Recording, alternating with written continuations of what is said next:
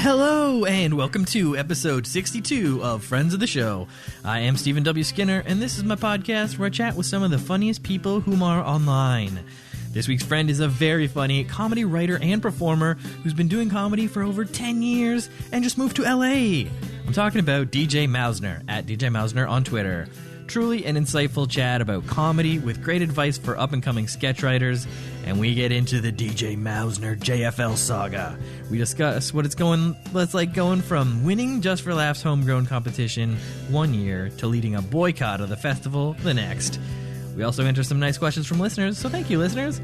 Now prepare yourself for the audio experience that is a Friends of the Show episode 62 with DJ Mausner.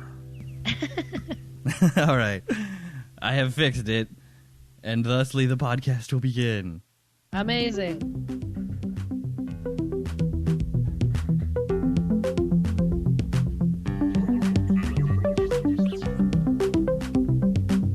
Theme provided by Kyle I. Davidson.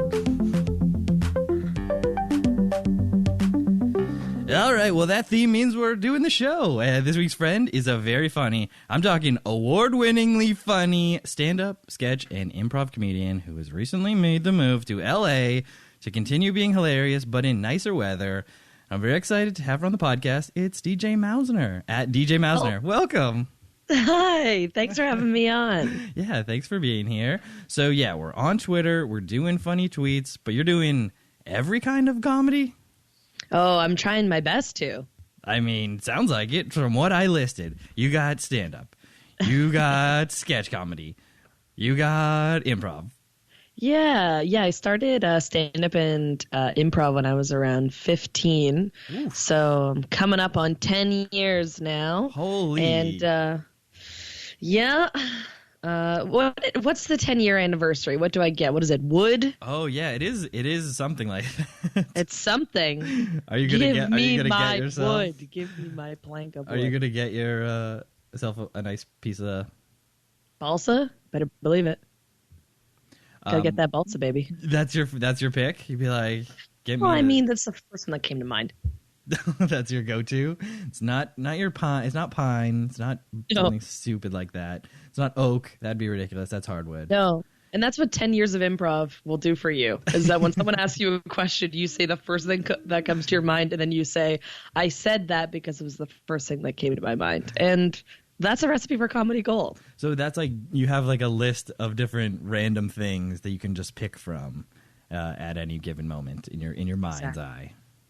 Yeah, that's what improv practices are. It's a bunch of people sitting around and creating this list of nouns, sometimes proper nouns, just to pull from, just so you know what you're going to say when you go on stage. Just imagine, everyone's sitting around and you're just sitting on the couch, like sitting there thinking pensively. And you're like, what about balsam?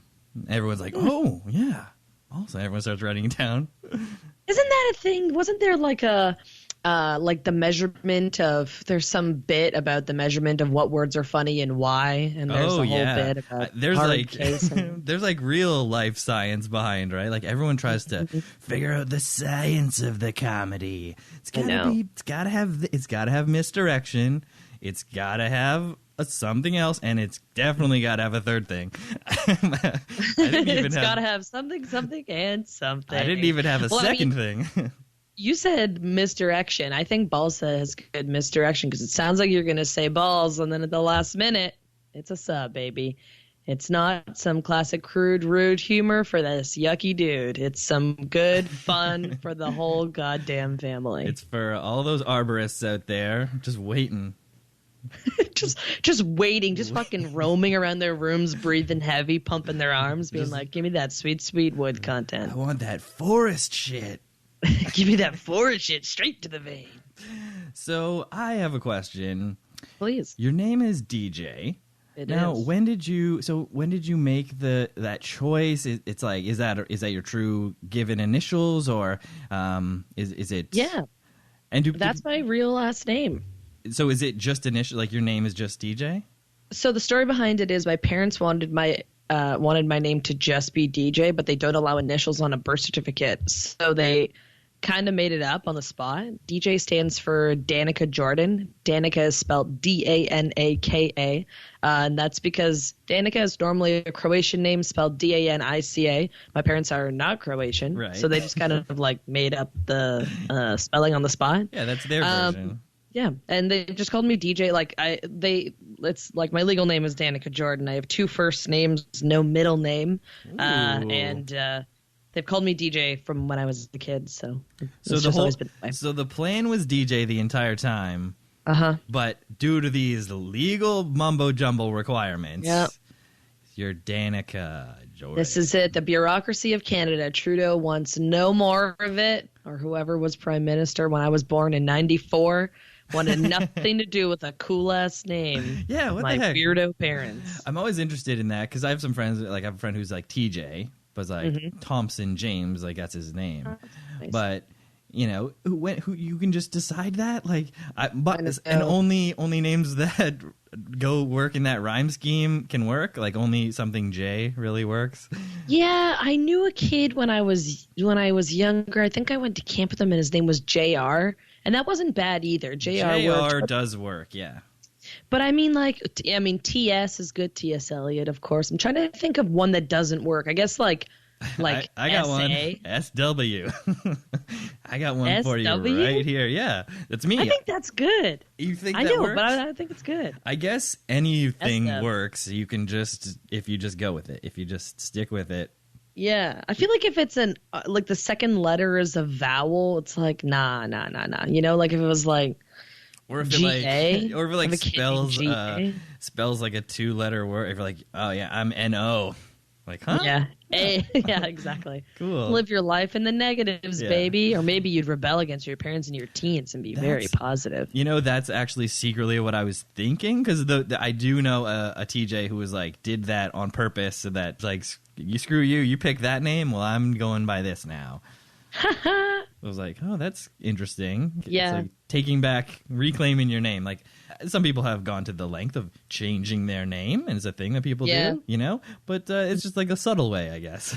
Yeah, totally. I mean, people have asked me my whole life if I'm ever going to go by Danica Jordan or Danica Masner or Jordan Masner or whatever. Mm-hmm. I'm not like, ardently opposed to it, but I've just kind of like lived my life as this for so long. I do realize though, like, being a fucking adult named DJ, like when I'm like a 65-year-old and my name is DJ, like just fucking kill me. Just take that piece of balsa wood that I've kept since my 10th anniversary and clock me over the goddamn head and end it all. No, I think that, people who have, younger names and they're older, that's cool. Yeah, but like, I don't know. Like imagine being like an 80-year-old dude named like Slingshot or something, you know? That's actually pretty sick now that I think of it. I was like, maybe I should go by Slingshot. I can still legally change my name. I just mentioned that. That's good. Slingshot, baby. Because it's like just stupid enough that it's not like spooky. Like it's not like your name is like, I was about to say Mace, but actually there's a comedian named Mace, and he's a lovely, lovely man. Shout out to Hamilton's own Mace Galone. I think he does a bit about it, or he just told me when we were working at 22 together that his parents were maybe going to name him Blade. Oh, wow. I think he has a bit about it. Did your parents have a backup name for you? Do you know, I was almost called JD or something? Yeah, it was, they always wanted to be DJ, but my backup name was, they believed that if I was born a boy, whatever that means gender-wise, but they were going to call me Doyle Jackson. So I just thank fuck that that's not what happened. Republic of Doyle. Good. Republic of Doyle, Canada's very own. Wow. Well, I guess you dodged a bullet there. I also had a near miss with the name, so I ended up with Steven, and but everyone knows. And it almost was, if my dad would have had his way, Cosmo. Cosmo? You believe that? That's fairly odd parents shit right there. That is some wild stuff. And my dad really sticks to this story. Like he's like, it was gonna be, but like your grandmother, she put her foot down. I was like, okay, well, I don't know. Thanks, Grandma. My dad had this So I have 3 older siblings, and we all have kind of kooky names. And my eldest sister's name is Houston, and her middle name is Chanel. And it was supposed to be spelled Chanel, like the, perfume, fashion line, whatever. So my mom, studied the business side of fashion. And on the walk to like submit the birth certificate, my dad changed the spelling. So I believe it's Channelle. Like, just added a whole bunch of fucking letters. Just Frenchified it. Just X. I mean, it is already French, right? You just exactly. Really lean into it. Oh, truly. Chanel. Just more letters is probably better. That's what he's thinking. Yeah, you don't know what he was thinking. I mean, my other sister's name is Candace, and my mom wanted it to be spelled Candace, so her nickname could be Ace. I don't know if you're getting a picture of what my family is like from these stories, but wait, any case. Isn't that the normal way to spell Candace? I went to school with the Candace, and it was ACE. Yeah, exactly. But my dad was walking to the office yet again, and was like, someone needs to go with him. Someone's gotta fucking. My mom just had a kid fly out of her. She's not walking down the hallway to make sure he doesn't have a goddamn eraser in his pocket, but apparently she needs to be. So he fixed it, fixed in air quotes here, to Candice, which really isn't that bad, but it's not the way that it's normally spelled. So, in any case, yeah, you're not gonna find that version in like the baby name book or whatever. Yeah, when you're looking for that custom thing. But luckily in 2019 we can get as custom as we want. Oh, you better believe it. So what are you on? What websites are you on that you're customizing your stuff? What apps are you on? What are your go-tos? My customizable stuff? No, I don't know. I mean, what do you just like check day to day? When you wake up in the morning or afternoon, what do you log into? I'm addicted to my phone. Like, it's bad. Like, not to like trivialize the term addiction, but I think actually I could fall under like the real. You know how like Apple now sends you like, this is how many hours you're on your phone. It's like, you're down 18%. You were only on your phone 5 hours every day this week, and I'm like, oh my god. Is that what you're rocking? Like, yeah, I'm about 4. The real thing that was mind blowing to me was the pickups, like the number of times I picked up my phone. Oh my god, I haven't even looked at that. I'm too that's scared. A secondary stat. Yeah, I get the Sunday report pushed to me about the screen. I don't want to know. Screen time percentage. But I think it's good to just be like, oh yeah, this is bad. Just realize it every Sunday, be like, oh yeah, this is bad. And like never really change anything, but then we'd just be like, I know. Just recognize that you're bad. Yeah. Imagine murderers are like that. They're like, okay, I know that I shouldn't be killing. It's good to know my stats that I shouldn't be doing. That's funny. I will kill again, Just like cleaning up the body. He's like, all right, this is the worst. This is the bad part. I know. Yeah. I stabbed him 86 times, clearly unnecessary. 86 times. That's just too many times. He was dead. I picked up my knife 86 times. This app is killing me. He's looking at his Apple Watch. He's like, wow, arm motion was insane on that one. Yeah, totally. Okay, well, to specifically answer your question, when I first open my phone, it depends because I turn it over at night because it's on my phone's always on silent and the light will bother me. So just because you're getting nonstop notifications and messages from your you better believe people are reaching out all hours of the night. Your team is looking for you. Yeah, opportunities are coming up. No, it's generally I'll look if there's a notification of an important email, I'll always look at that first. But generally it's like I'll look at Twitter, I'll look at Instagram. I turned off notifications for Facebook because I literally like there's nothing happening on it anymore. There's nothing I care to look at. Nobody I know uses it. Nope. So yeah, see you later, Facebook. Somehow hopefully billions of notifications, but it's all like Bob posted it, comedy hole, and I'm like, I don't care. They learned that we like the notifications, so now they'll give you notifications for things that aren't notifications worthy. Exactly. They gamified it. They're like, oh, this is what you want? Well, how about, you got 9 notifications. You always have 9 notifications, but guess what? You don't.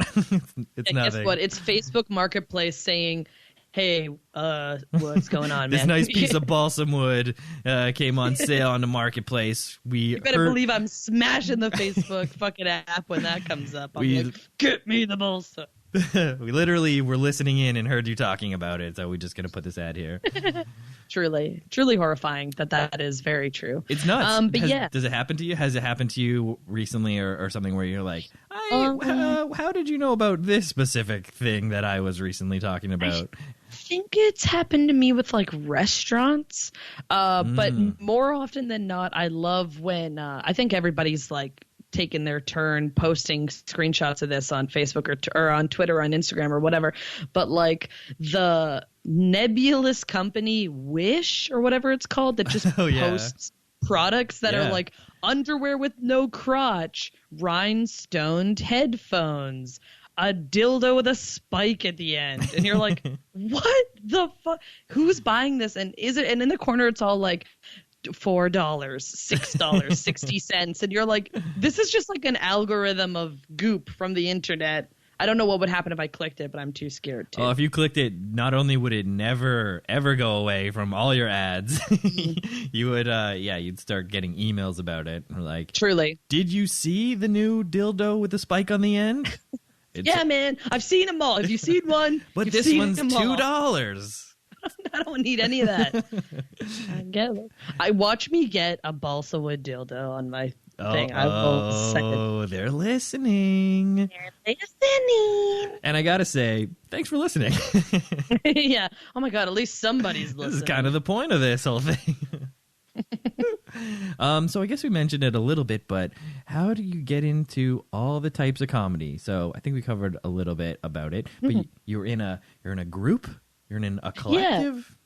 So, a couple, I guess, way back at the beginning, before I started doing comedy at all, when I was just, when I was a mere tween, I suppose, I was doing music and musical theater and stuff like that. My mom still, I think, has a small hope that I will be a musician, but what was your it takes instrument? much more dedication to the craft. What'd you say? What instrument were you rocking? I did a couple. I played flute, alto sax, and violin. Ooh, that's a good group.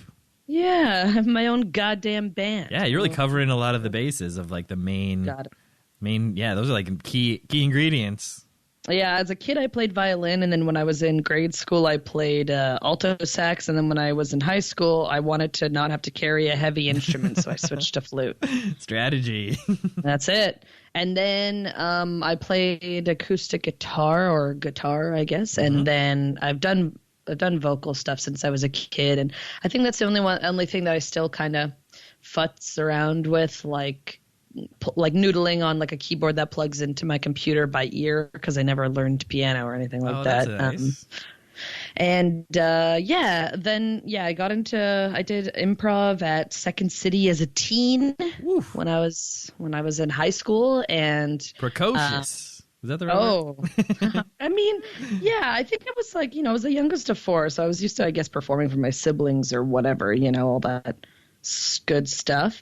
And then I started doing stand-up. Actually, I started by writing for a friend who wanted to do stand-up, who knew I did other comedy, which is bizarre that I would be writing for anybody. That's weird. So you found your stand-up voice just by writing, really? Yeah, I guess so. And it's funny because I literally haven't considered myself a writer until like this year, so it's insane that I was writing for somebody else. But I was just helping him like sharpen jokes, and I was writing comedy songs or whatever. Yeah. So I was going to this open mic at the Free Times Cafe, and I brought him there to do comedy. Got a fake ID at Yonge and Dundas Square to get into bars and do some stand up too. You got to do it. Wow, really? That's dedication. Really risking your youthful law-abiding life. My loss of innocence. Yeah, losing your innocence to the world of stand-up. The grimy, seedy underbelly. Oh, yeah, and boy, do I regret. No, I'm just kidding. Yeah, and then in university, got involved with improv team there. Oh, actually, I guess before that, I was at a stand-up competition, funnily enough, with Sam Burns when we were both teenagers. And then we wound up being the same year for Homegrown. He won the stand-up competition we were in as teens, but I won Homegrown, so I got the last laugh. Sorry, Sammy boy. But everyone check out his Instagram, Sam_U_L Boynes or something.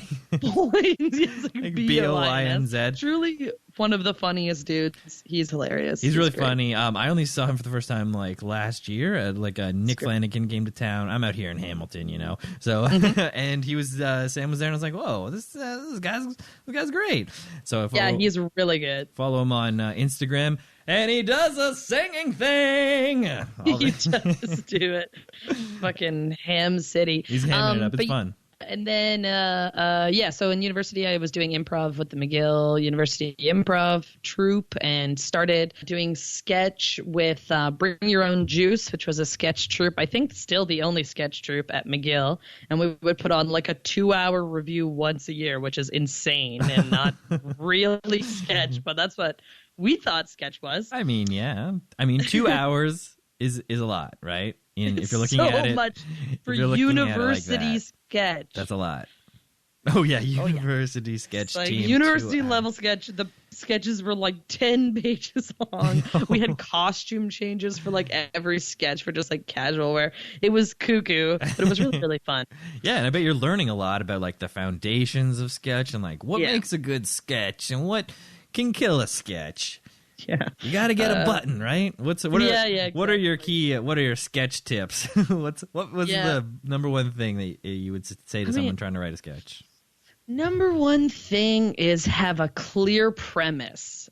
Peter Stevens, who is the main dude or the head writer of Elephant Empire, famed Toronto sketch troupe, is an amazing sketch teacher, and I think the way that he put it to me once was be able to talk about like what you find, the crux of your sketch in like one kernel, like what is it you're trying to say, because you're essentially just going to stagger heightening of that exact idea multiple times, like do the funny thing, then do base reality, funny thing, base reality, funny thing, base reality, until you blow it up and you do it as big as possible. And that's the end of the sketch. Also, most sketches should be 3 pages, maximum 4 pages and under. You do not need to have a 10-page sketch. Unless it's like a whole fucking to-do. If it's a whole to-do, isn't that more, it'd be like maybe some sketches within sketches, or like it's all sort of one thing but miniature acts, maybe breaking it down like that. Exactly. Like I wrote a sketch with my most recent sketch troupe, Cousins, with Emery Fine, Kevin Shustak, originally Andre Gamazel, but then replaced later by Alex Brown when Andre couldn't be in it anymore. We wrote a sketch called Mop, and it was basically just like kind of like the coming of age story of the teenager who finally asks out the girl that they like, but the girl is a mop. And because it's such a stupid joke, of course, the only way to make it funnier was to show their entire life together until the mop is in the hospital with some sort of illness, like dying. Like it was like 8 minutes long. But we committed to it, and that's like what matters, you know? An epic sketch, right? Exactly. You got to have one of those. At least one. But yeah, so I did sketch in university, and then was working did a bunch of improv at Montreal Improv Theatre in Montreal, because I went to school in Montreal at McGill. And we did a bunch of shows there, did their house teams, had my own show, Joketown, which was kind of like, it's almost like a 24-hour play style thing where over the course of 3 or 4 days, groups of 3 comedians from different communities, like stand-up, sketch, improv, actors, whatever, would write, produce, and perform 10 to 12-minute short comedy plays, and the winner would become the mayor of the town and come back the week after that, or the month after that. That's a good, fun, collaborative, like writing experiment thing or whatever, like writing exercise. That's good. Yeah, it was the point of it was to cross over the communities, like have people get to kind of know each other, and also to kind of eliminate being precious about writing, because so many people I knew were like, I want to do this project, but I just can't. Or I don't think I'll be good at it, whatever. And under the gun, we'd give them a series of unrelated topics and just be like, write something, and that's it. And whatever you do is right, That's great. Yeah, because a lot of people are like, oh, I've been working on these 3 pages for 3 years. But like, well, maybe they're done. Yeah, exactly. Exactly. That was just trying to get people out of a rut. Yeah, that's great. And yeah, picked up stand. I kind of stopped stand up a little bit in university, then picked it up, or in the beginning of university, then picked it up a little bit later and did that whole thing, and then did the whole Just for Laughs thing. And okay, all right. There we go. We're talking about the DJ Mausner JFL saga. And that is it. This is the headlining story of the podcast. So let's get into it. So I think you mentioned you co-winning JFL Homegrown, and that was in with Courtney Gilmore. 2017. Yeah, Courtney Gilmore, another very funny Toronto comedian. Awesome. And yeah, she recently returned to JFL, unlike you. This is true. Dun, dun, I did not dun. For a good reason. Yeah. Right? Yes. Yeah. So one homegrown, and that meant that I won taping the following year, and I turned it down and instead boycotted the festival on the grounds that I believed they did not do enough to address the fact that they had harbored a literal, charged in a court of law rapist for like 30 years. Gilbert Razon, the head or whatever the fuck his position was, he had resigned that fall, but that was only after like 20 plus women came forward. Some named themselves, some didn't, in a piece in Le Devoir. So it was a lot of the reporting was done in French, so a lot of Anglophones like didn't even know about it or didn't know the extent of it, whatever. But a lot of the women who were affected, who were sexually assaulted or sexually harassed by Razon, were in like Quebec media, and it was often that his position of power at JFL like kind of enabled him to wield that over them.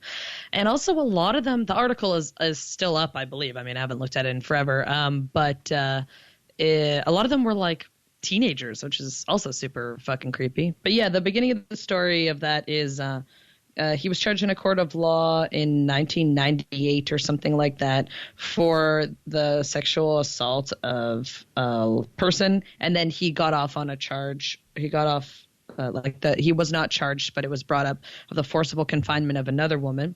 Then the Quebec government scrubbed his record clean because it would have impeded him from traveling internationally, which would have been an impediment to the money they make during the Just for Laughs festival. And he was allowed to stay on in the company. I guess nobody in the company, kicked him out or whatever for another 30 years until the whole Me Too movement happened. It was more of like a push for it. And then he resigned. But my problem with the festival was that they did nothing to address the fact that they had let him stay on for around 30 years, whatever the amount of years were. Yeah. They did not redo their sexual assault policy, and they didn't do anything proactive to show that they are working towards making it a safer place for women and other marginalized identities at the festival. One of my suggestions being to have gender parity minimum in coming years, which they have not had of their main headliners. And that was a statistic that I came to by literally just going to the artist page of the festival and counting how many women or non-binary identifying people there were.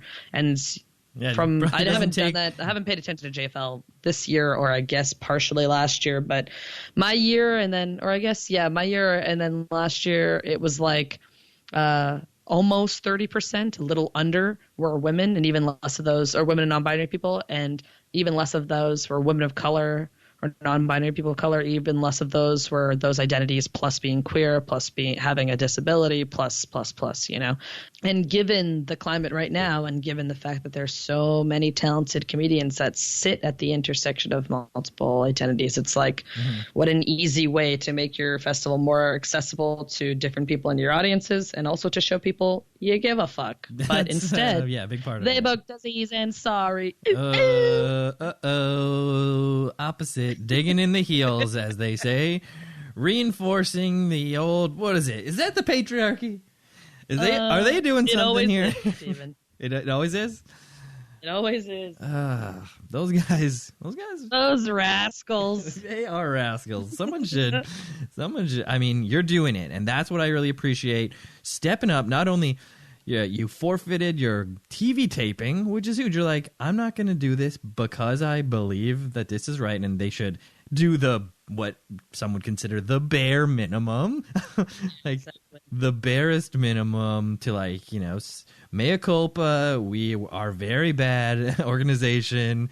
Yes, we were like hiding this guy and we did all this bad stuff, but we'll learn. Like that's all we're just looking for, the will learn part, and just like show it by your actions. Seemingly very easy and great suggestions, DJ. Great suggestions. So I don't know. Yeah, I mean, ultimately what happened is a couple days after, so Celeste Yim, who amazing comedian, amazing writer, Celestrogen on Twitter, love of my life, big old friend that I care for. Celestrogen. I've been saying it's in my head wrong the entire time. What have you been saying? Celeste Rogen? like Seth Rogen or something. I love that. I gotta tell them about that. That's embarrassing. Amazing. I'm sorry, Celeste. No, that's okay. Everyone go check out her writing on Vice. I got her article about open here. It's great. Man, yeah, Celeste. So I remember talking about it with Celeste, and they were essentially just like, you have to do what you think is right. And I'm like, hey, first, it's so strange because half of me is like, who gives a shit? It's well, luckily at the time I was living with my parents. I could say it's $3,000. I had the privilege of having the financial backing to not take it. Like it wasn't like my life depended on it or anything like that. Also, I'm white, which means I have access to way more opportunities, unfortunately, very often. Or I'm given more of a grace. I'm given more graces when it comes to stuff like this because of, we're living in a supremacist society and Privilege. I benefit from that. All those fun things. I mean, hey, and that's a great thing too. You just like saying that, just like putting it out there. Like I'm aware of these other factors that are playing into this whole situation. Yeah, I mean, my hope was that some, as I called them, funky Larrys would have stepped forward, aka older, white, straight, cisgendered, middle-class men in the community who have nothing to lose. We're going to be like, hey, don't fucking do that just for laughs. But instead, it was just me, Mario. But that's okay. Ultimately, it was my political leaning. And we all saw the big, huge JFL protest during Sirius XM kerfuffle or whatever the hell. Kerfuffle is correct. Make me have a big old laugh. Yeah, no doubt. So I mean, not laugh. I mean, like I have friends who like have families who need that money to support their families. That's not funny. They need that money. I totally feel that that's fine. But it's like, I get it. You care about your money more than women who are being literally sexually assaulted. Okie dokie. Right. Yeah, it was just sort of like the level of all the voices that were raised immediately when there's maybe other times when the voices should be raised. Yeah, it was funny. And again, it goes back to the fact that what I was saying is like half of it was like the easiest decision to make in the world and the other half was hard because I'm like, at the time I think I was 22 or 23. Again, I'm only 24 now and was just like, oh, do I want to do this? And I have the privilege also of my dad's from New York, so I have American citizenship, which is why I was able to move to LA so easily that I'm like, I wasn't hitching my belt to Just for Laughs star anymore. That was definitely something that I did when I was a little bit younger and was like, Just for Laughs is the be all end all and it's going to make me this and it's going to help me that. And the reality is, no, it's not. Like, unfortunately, it doesn't do much for your career unless they take a total shining to you and they want to give you money all the time. But that's it. Otherwise, it's just like another thing to put on a resume. And, in places like LA and New York, everybody and their mother has a Just for Laughs credit. It doesn't really do much for you, which is such a sad thing because I will say it is very important in Canada for people to have this credit. It's one of the things Canadians it's a big monument or a big milestone for a lot of people. And that is totally respect that. And that's fair and true, and they should have access to that. I'm not saying it should be taken away, but in my personal experience, my case, whatever, it's no longer the star on top of my tree. I'm not like it's not it's huge a deal to me as in this specific case, my dignity or my moral values, and I kind of felt like I've been lucky to kind of have a bit of a speedy upward trajectory in my career, or according to some. And if I was willing to bend how how I felt politically this early on. I was kind of like, what else will I say yes to? I feel it's wrong, so I should say no. Like we were talking about 80-year-old DJ before. What's 80-year-old DJ going to be at that point? Well, she will be named Slingshot, first and foremost. Yeah, please refer to me as Slingshot. So, the saga was interesting. It sucks. One of the things that sucked more is that because I lived in Montreal for a number of years, I have friends who work for Just for Laughs who, they were close friends of mine. And it's just like, of course, due to the nature of my very public boycott, those friendships had to end, which is a bummer. But it's also just like, I will say, like, it was bizarre to me that after my boycott, like after Gilbert Rozon resigned and after all of these women came forward, nothing happened until like a white Anglophone comedian was like, I'm not going to do this, and talked to and had an interview written by Celestium in Vice that it was like, okay, now we're going to do something. Because afterwards they were like, we changed our sexual assault policy and here's we're putting out a thing in support of all the women who came forward. I don't know what they've done to try and attempt gender parity. It doesn't seem like they've really been doing that in their major programming. Like off JFL, I think has gotten a bit better, but unfortunately you make a fraction of the money that. Like, I had a show in off JFL, and I think with my cast, though it was quite big, everybody ended up making like, $25, and I was going to get paid $3,000 for 7 minutes. You know what I mean? Yeah. Like, the money's kind of incomparable, unfortunately. Mm-hmm. So, in any case, I try not to, though, of course, I'm very impassioned by it still, as you can probably tell. Mm-hmm. I try not to engage with it as much anymore because it's not really a part of my life. I'll never do the festival. And I'll never do any of its affiliates, my main bag right now. And I think what I want to do for the majority of the rest of my comedy career is TV writing. So yeah. I've been lucky to find all new opportunities there and things that I've been lucky to work on a lot of projects that kind of support or at least don't directly go against my political values and beliefs. And isn't that the best you can hope for? I mean, that's great. Oh, truly. So much better than the opposite of that. Or what, yeah. It crushes your soul? That's not good. Totally. I love to joke now. My big joke is that I love to turn down opportunities.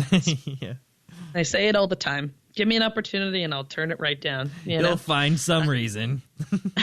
I'll find, yeah, exactly. I'll nitpick until I find something. I'll have the moral high ground on this somehow. Exactly. Oh, totally. And that's the thing is I think some people were like, I just don't understand why you take a stand against a festival that's supporting you, a young queer woman. I'm like, you think what possible benefit does boycotting this festival give me? You know what I mean? Like, oh, yeah. What do I get from that? Nothing. I got literally nothing from it. But I did it because I wanted there to be change and I wanted it to be safer for like my friends who are going there, who are like queer and more like I'm passing, right? Like I pass as a straight person. People who are not straight passing, like that there has to be things in place, or at least the feeling that there's an eye on the festival so that they aren't, doing the same old shit. Something like from the festival saying that like we're aware of these, issues and we're trying to do better is I think that's what people are looking for. Yeah, it's also like, not to support capitalist behavior, but it's also very in vogue to be like all women's gala, and it's you could do it. Yeah, you just ain't. Right. Yeah, there's lots of things you can do, and people are doing it, right? Like these communities are sort of mobilizing themselves, and guess who's gonna get left behind? Exactly. So big kisses to my haters. Sorry that you couldn't phase me. Sorry, I know you're listening, haters.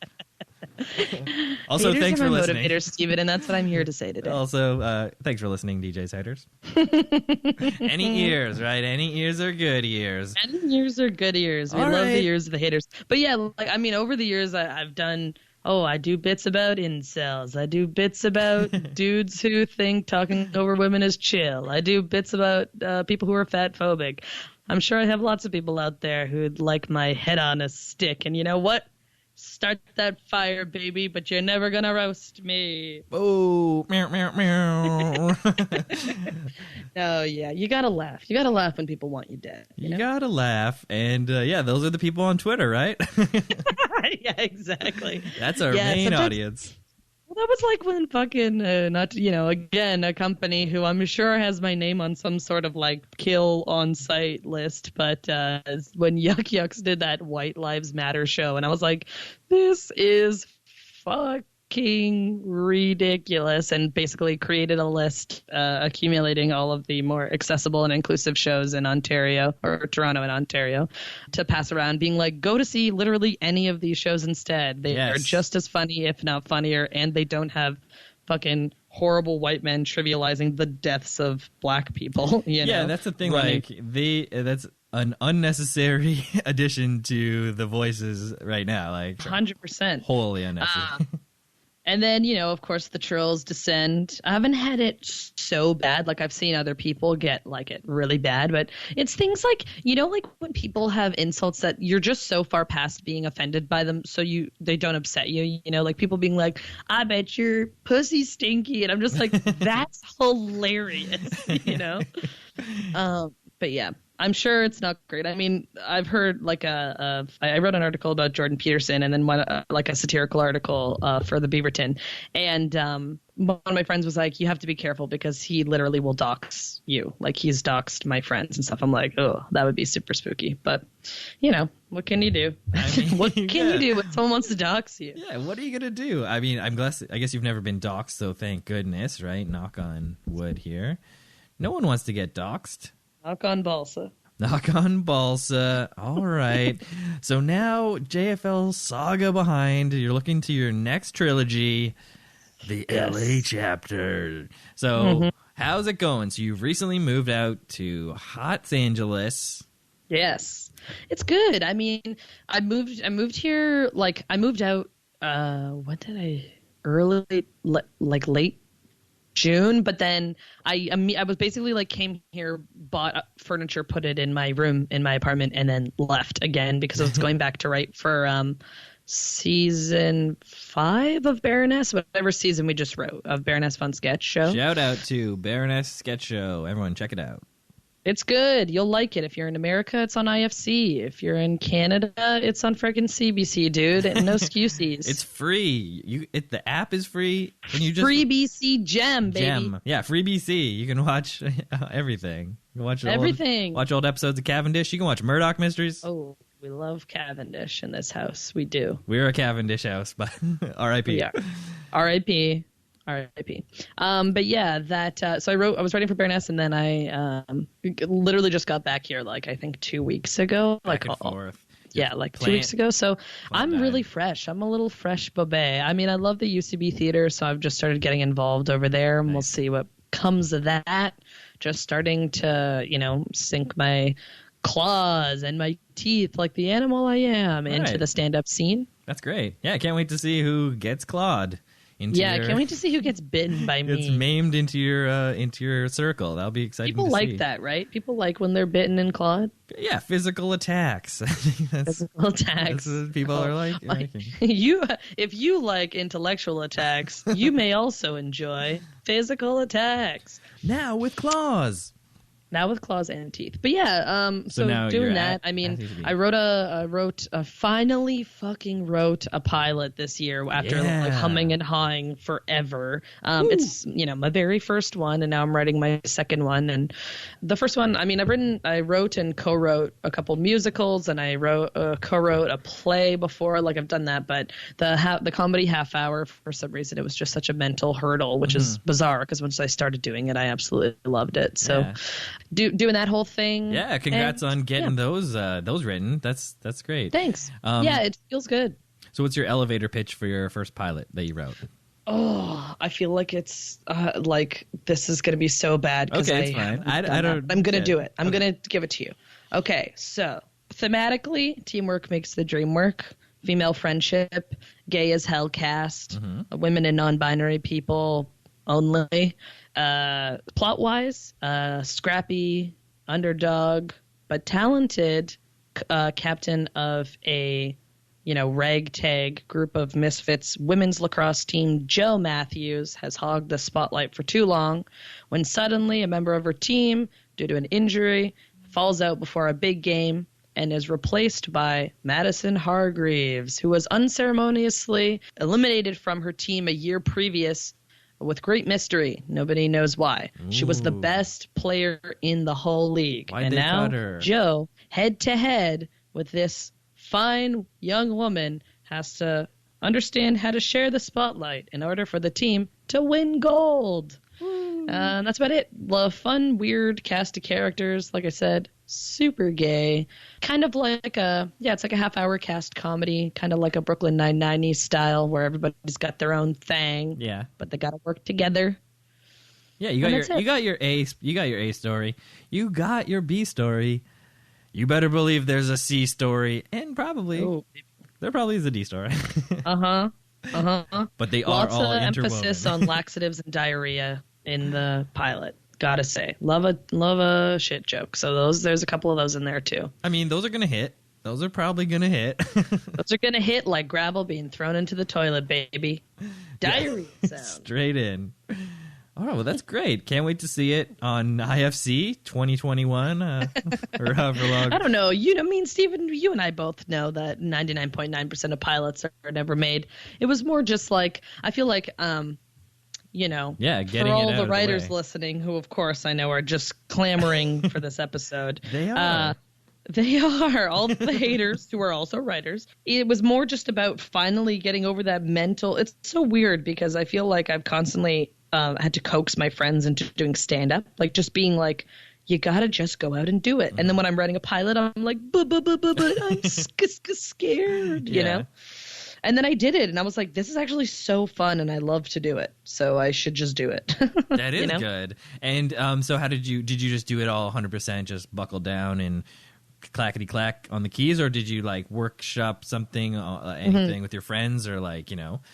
So I'm very lucky to live with my wonderful writing partner, Kevin Shoestack, known of 22 Minutes fame, and also has written for a bunch of other smaller cartoons and things like that. And him and I decided to make a pact to finish these pilots together. He was writing one too. So while I was still in Toronto and he was living out here in LA, we would have a phone call every week and kind of pass ideas by each other and send each other drafts and all that stuff. So that definitely helped. Yes. But I'm a person who's I'm so neurotic and I really want to get things perfect and right, which doesn't really exist. But I did a lot of reading a bunch of pilots and then breaking them down, like writing summaries of each act and then highlighting like what storyline they are or what relationships they are, and then reducing that kind of info into point form knowledge, and then saying, okay, so if this is the structure of this kind of cast comedy that I like of their script, how do I kind of mirror that in mine? And then writing out the beats almost like it's beats of a sketch for each storyline, and then fleshing out characters and what I wanted them to be like.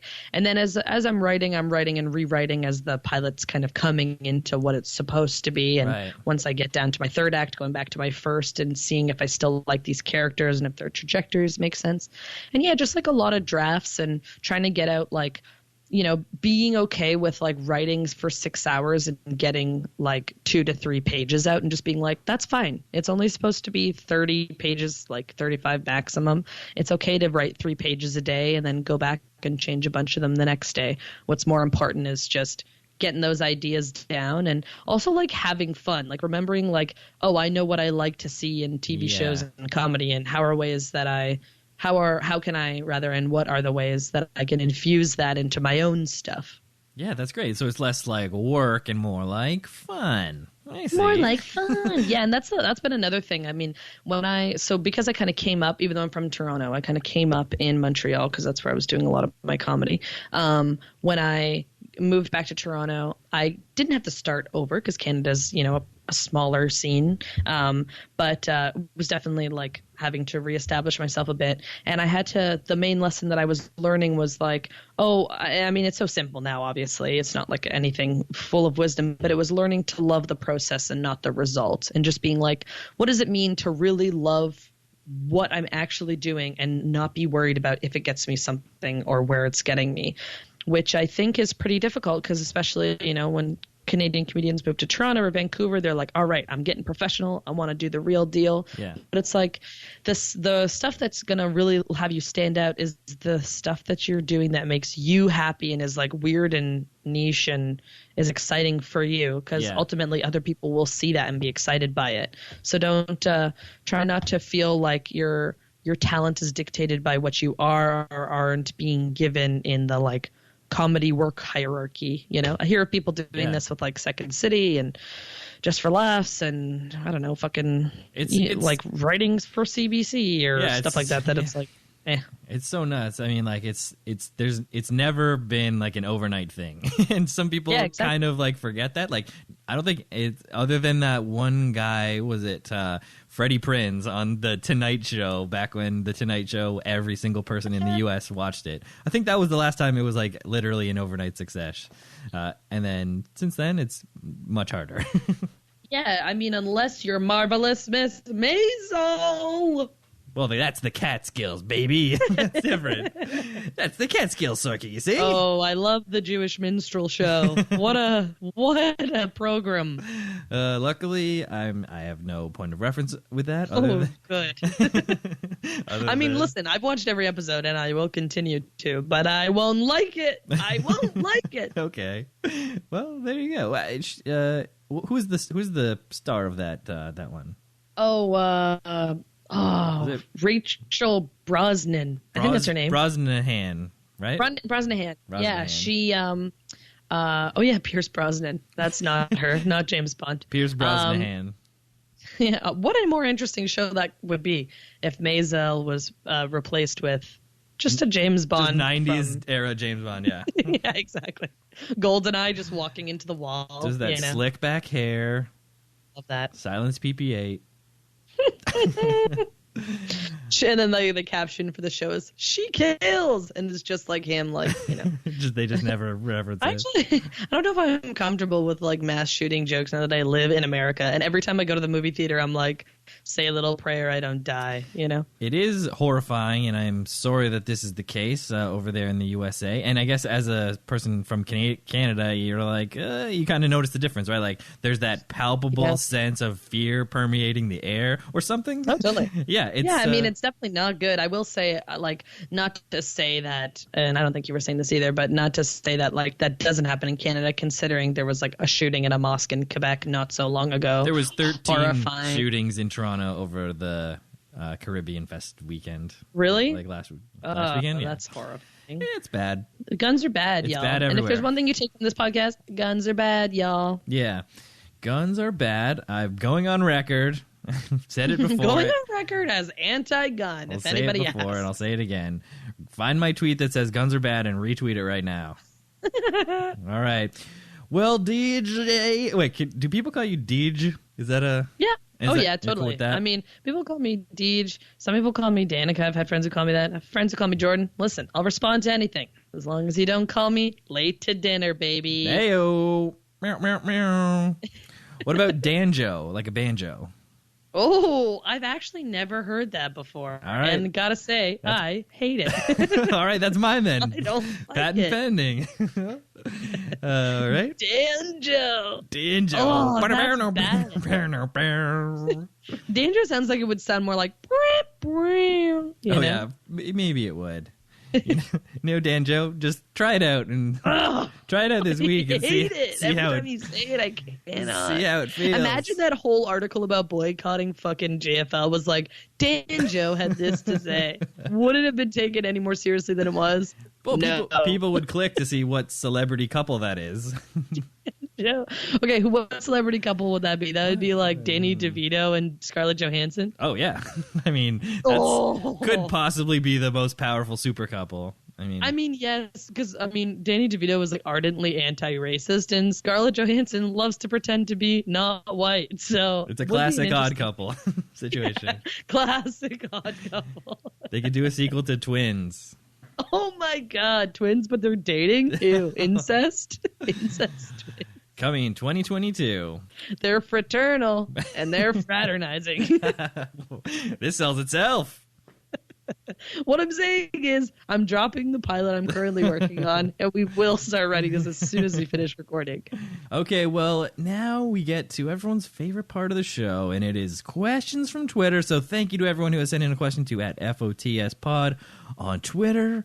And the first question comes to us from friend of the show, Kevin, at Llama in a Tux. And the question from Kevin for DJ is, what is the wind velocity of a swallow? Okay, so I gotta say, saw this cue online before you're asking it to me, and I was like, what the fuck does this mean? So I Googled it, and I realized now it's a Monty Python sketch or a reference thereof. Mm-hmm. And I can respect that. I know nothing of the comedy forefathers because I'm a brat. I haven't seen any episodes of Seinfeld. I'm one of those assholes. Oh. So I'll say I know that the fact that I remember is that it beats its wings 43 times per minute. Okay. So the weight, I'm going to say... Oh, it's 1 ounce, right? Because he says the coconut is at least 5 ounces, and how would it be able to grip it? So 1 ounce, motherfucker. Google could have told you that. But thank you for asking a question, and I appreciate your audience. Thank you very much, Kevin. Great question. And thanks to Monty Python for that Comedy scene. classic. For that comedy classic. Is it an unladen swallow? Yeah, the coconut. And then I actually, you know what I will say? Thank you. So you said the person who sent that is named Kevin? Yep. Thank you so much, Kevin, because, and this is, I'm being 100% genuine, I scrolled down and I saw an interesting fact in the YouTube comment section about how, you know, I did know prior to watching this clip that in that movie they clacked the coconuts together to sound like a galloping horse. Yes. That they wanted to initially have horses in the movie, but nobody would fund them because they thought the movie was going to bomb. So they did that coconut thing as a bit. Yeah. And then they turned it partially into a sketch. And now it's one of the most famous movies of all time. So thanks, Kevin. You made me learn good. Now you learn. All right. That's probably this is an educational podcast. I'm going to refile it under the educational section. The children need to know all about my particular feelings about Just for Laughs and coconuts in Monty Python. That was pretty good, right? It was not a coconut. That was actually very good. Thank you. All right. So thank you very much, Kevin. And the next question comes to us from friend of the show. What a delight. It's Morgan. Sweatpants share at house_feminist. Okay, she's got 3 questions for DJ, and let's take these one at a time. Question number 1. What is the difference between people who have moved to L.A. and people who have not moved to L.A.? Geographic location. Final answer. Bing. Survey set. Bing. Yeah, that's good. Is that one? Good. Yeah, that was the answer? That was the answer. You forgot that you have the actual answers. I have the answers questions. right here, yeah. Yeah. They appear to me. It's like I have that, like the red and blue paper, or the red and blue is like see-through film, yeah, exactly. And I hold it over the tweet and I can see the answer underneath the question. Yeah, that's like those Klutz books. I feel like they only exist in Ontario, but they were like secret. Do you know what I'm talking about? No. Klutz. There were like these books, I think, for kids that were like, they were always weird oblong shaped and like held together by a ring, and you would give it to your kid when you would go on a road trip before there was like portable DVD players or whatever. Yeah. And would have like little things in it. Anyways, they had that kind of fun, silly shit in there. That shit is so silly. Shout out to Klutz, guys. Thanks for doing that. All right. The second question we got coming in from Morgan. If you were to design a birth control method, what method would it be, and what would you name it, and how would it be marketed? Okay. The birth control method would be, I don't know, like, if it would be like an oral contraceptive or like insert or whatever, but it would only work to prevent pregnancy if you made the person who is taking the birth control climax. All right. I get it. You're going to be, if you can't do that for your partner who has a vagina, you're in trouble. You're going to be a parent, and that's that. That's that. Don't mess around with this. Get to work. And it would be called "Make Me Come, Idiot." Is that like With the a exclamation comma? point at Yeah, the a end. comma and then an exclamation mark Yeah, make after me idiot. come, comma, idiot. And all the letters would be kind of like staggered back and forth like Mousetrap. I get it. You Yeah, know? yeah. Fun And a is picture of like catching, a it's Mousetrap. picture of like a dumb guy on the cover, but like with a baby, and like a cool guy on the other cover with no baby. Yeah, exactly, with no baby. And I will say that regardless of the climax, it would prevent against also like all STIs and stuff like that too. I just think that would be a sick thing. And then how would I market it? I'd enact warfare on all other birth control. Oh, you'd go negative. So I would be the only one on the market. Oh, like physical, like Listen, the Trojan if I'm being factory told I'm a in capitalist North overlord, Dakota. I'm buying into it, Hundo P. Got it. You and your ragtag group of gorillas would like attack these compounds where they make prophylactics of different sorts. Oh yeah, when I say guerrilla warfare, I mean war with gorillas. Of course. All right, and I think we've reached the third and final question submitted to us from Morgan. And that question is, fuck, marry, kill the Friends from the hit TV series Friends. And now Morgan also adds, to clarify, I realize there are 6 friends. But in my question, 3 friends just get to go on living without being fucked, married, or killed by friend of the show, DJ Mausner. Okay, got it. Important clarification. Okay, I'm gonna break the rules and say fuck Gunter, marry Gunter, kill Ross. Oh, I thought that's a good change. No, Gunter can live. Gunter gonna live. Oh, that's a great answer. Yeah. I mean, Thank while you. it is outside the box, because she asked within the friends from. I know, Does he I'm count as sorry. a friend? I mean, he's not a titular friend, but He's my friend. he's technically someone's friend, right? Yeah, I mean, I hope he was trying to be their friend so bad. Yeah, he was. He wanted to be part of that. Yeah, he had a thing for Rachel. Oh, did he? I feel like I don't. I feel I remember watching a bunch of episodes when I was younger, when it was still on. Mm-hmm. Like I remember the last episode and all that, but I don't know it that well. I'm gonna answer the question for real. I'd probably end up marrying Monica just because I feel like she's given so much shit for being fat as a kid. Okay. And I'm like, you need to be with somebody else who's also fat so that you don't have to live through the extreme fat phobia all of your friends put you through. And then fuck Marcel the monkey. Marcel the monkey. He had a brief stint. He had a nice arc. He had a great Yeah. arc. Shout out to the He had a writers who wrote that hot-ass arc. And yeah, that was That's why I'd fuck him. that was a famous monkey, right? Like that monkey who played Marcel was like a famous actor monkey who was in a ton of. Oh, really? Yeah, he's in like a ton of other movies. I think actually they had wanted a gorilla for the role, but no one funded Friends because they thought it was going to bomb, so they could only afford a much smaller monkey. I mean, it happens. It's been happening in the industry. You got to work around it. You got to be like Duplass brothers. You got to be willing to use no budget. Yeah, exactly. Mumblecore with Marcel the monkey. Put him in the chair. All right. So thank you very much to Morgan for those great questions. Remember, everyone got to be following her at house_feminist and check out her episode. It was delightful. All right. Well, I got a couple other questions here for you while we wrap this up. And this question comes to us from friend of the show, Malt_Skull. And his question is, what gives you the most happiness these days? Oh, what a good question. What gives me the most happiness these days? I mean, I have tweeted about it, so I don't know if this is a fair answer, but my downstairs neighbors have a wiener dog named Pepperoncino that they call Pepe for short. Okay. And it's so cute, and it's so nice. And it's a fucking wiener dog named Pepperoncino. Pepe. Cool, come here, Sweet Pepe. little Pepe. Petito Pepito. That is fun. You get to see that sort of daily. Oh my god, yeah, and we have like on our apartment, we have like a metal screen door and then a regular door, and they always have just the metal screen door, so when sweet petite Pepite always come out when I walk by, gotta say, sweet. love it. Shout out to Pepe and his owners. Living in the basement, bringing happiness. All right, great. And a follow-up, what is your favorite movie theater snack? Oh, that is a good question as well. These are good questions.